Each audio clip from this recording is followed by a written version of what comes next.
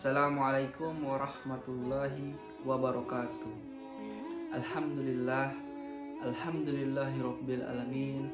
Wassalatu wassalamu ala asrafil anbiya'i wa mursalin sayyidina wa maulana Muhammadin wa ala alihi wa sahbihi ajmain.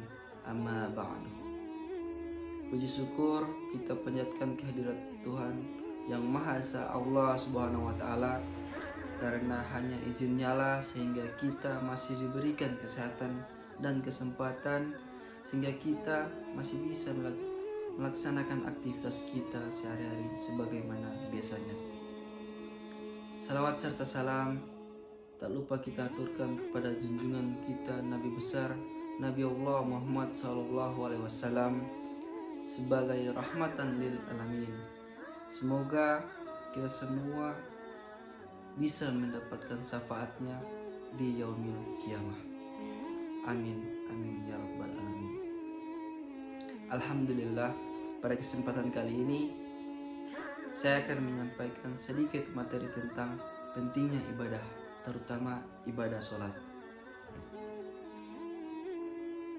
Saudaraku yang dimuliakan oleh Allah Subhanahu wa taala, tujuan utama kita diciptakan oleh Allah Subhanahu wa taala yaitu hanya untuk beribadah kepadanya, mengabdi, bersujud hanya kepada Allah dan hanya karena Allah Subhanahu wa taala, sebagaimana yang telah difirmankan oleh Allah Subhanahu wa taala dalam surah Al-Zariyat ayat 56. Wa ma khalaqtul jinna wal insan illa liya'budun, yang artinya, dan aku tidak menciptakan jin dan manusia melainkan mereka hanya untuk beribadah kepadaku. Jadi tujuan kita berada di muka bumi ini hanyalah semata untuk beribadah kepada Sang Kuasa Allah Subhanahu wa taala.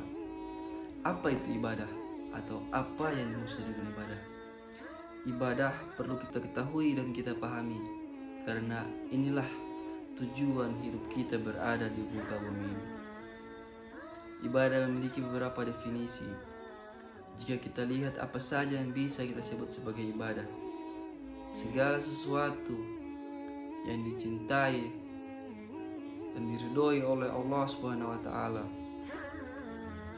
baik berupa ucapan maupun perbuatan, ucapan batin, ucapan hati, atau amalan hati, baik itu adalah amalan lahiriah, perbuatan atau amalan yang kita lakukan secara lahiriah yang dicintai dan diridhoi oleh Allah Subhanahu wa taala, itulah yang disebut ibadah. Sekali lagi, ibadah adalah segala sesuatu yang disukai, dicintai dan diridhoi oleh Allah Subhanahu wa taala, baik berupa ucapan maupun perbuatan yang bersifat zahir dan batin. Saudaraku yang dimuliakan oleh Allah Subhanahu wa taala, pada kesempatan kali ini kita fokus membicarakan tentang ibadah sholat, yang dimana ibadah sholat menjadi salah satu penolong atau bahkan menjadi bekal bagi kita para mukmin untuk menghadapi hidup di dunia maupun di akhirat nanti.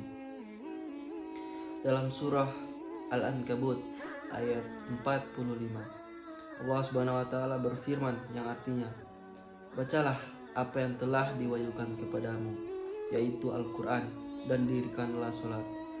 Sesungguhnya melakukan sholat itu mencegah dari perbuatan keji dan mungkar, dan sesungguhnya mengingat Allah atau mengerjakan sholat lebih besar keutamanya dibandingkan ibadah-ibadah yang lain, dan Allah mengetahui apa yang kamu kerjakan.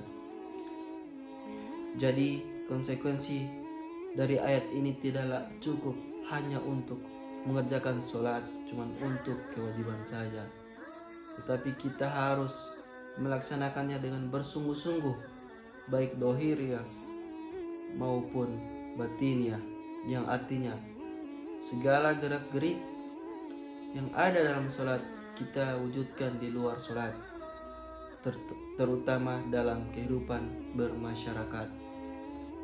Insya Allah dengan seperti ini, sholat kita akan benar-benar menjauhkan diri kita dari perbuatan keji dan mungkar. Amal pertama kali yang akan dihisab bagi seorang hamba Allah Subhanahu wa taala adalah sholat. Jika sholatnya baik, maka baik pula seluruh amal perbuatannya. Dan jika sholatnya rusak, maka rusaklah seluruh amal perbuatannya. Marilah kita cermati bersama bahwa bagaimana pentingnya sholat. Kalau sholatnya rusak, maka rusaklah seluruh perbuatan dan amal yang lain. Untuk itu, janganlah sholat dibuat semena-mena, karena sholat merupakan salah satu komunikasi langsung antara manusia dengan Sang Penciptanya, Allah Subhanahu wa Ta'ala. Demikian yang bisa saya sampaikan.